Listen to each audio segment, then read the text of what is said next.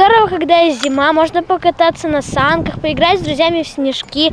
На жаль, небесная лаборатория не дала добро на такую зимовую забаву, як катание на коньках. Адсутнічаюць умовы, працяглыя ўстойлівыя морозы. Зато ёсць магчымасць праводзіць вось такие уроки физкультуры. Для школьников яны только в радость. На лыжах нравится кататься, но погода подводит. Нету снега и мороз.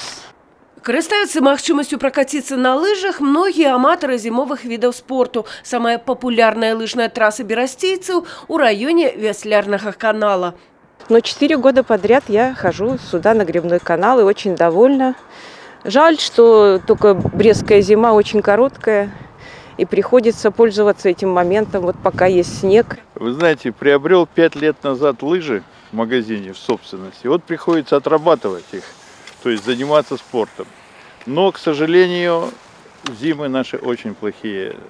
От силы 2 недели в отдельные года, а в позапрошлом году вообще даже я не попал на снег. У гэтым годзе на лыжнай трасе натуральны снег. І пакуль трымаліся маразы, на Вяслярным канале пабывала ўжо больш за 1000 чалавек. Ёсць магчымасць зрабіць і штучны снег. У рэзерве снегагенераторы, але карыстаюцца імі пры пэўных умовах. По техническим характеристикам установок, которые снег изготавливают, должна быть морозная устойчивая погода хотя бы неделю. При штучным снезе, кажуть специалисты, трасса может протрыматься даўжэй, чым са звычайным.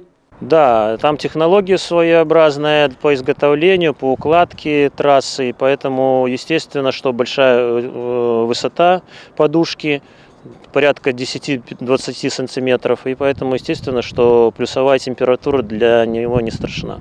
На жаль, снег натуральны на пацяпленне рэагуе хутка.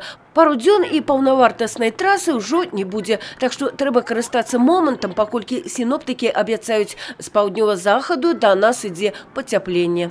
В пятницу у нас ожидаются кратковременные осадки в виде мокрого снега и дождя. И дороги скользкие, гололед, на дорогах гололедица. И местами слабые туманы. У першай палове наступнага тыдня, кажуць синоптики, таксама захаваецца даволі цёплае надвор'е. Якім будзе люты, дакладны прагноз на доўгатэрміновы перыяд синоптики не даюць. Так што трэба быць гатовымі да вяртання зімы, а пакуль лыжы і канькі няхай пастаяць у старонцы.